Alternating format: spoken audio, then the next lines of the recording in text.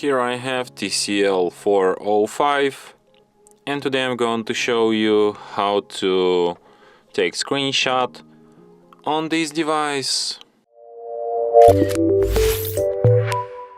So to do this, all you need to do is to just press a combination of keys, power key plus volume down at the same time like this, and the screenshot will be taken.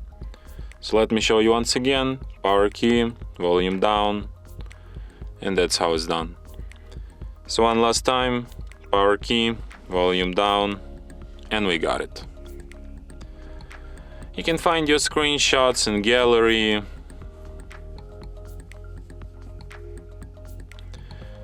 in the special folder called screenshots.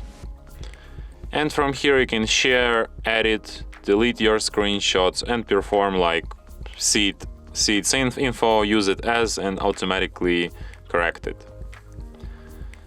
So yeah, and that's it.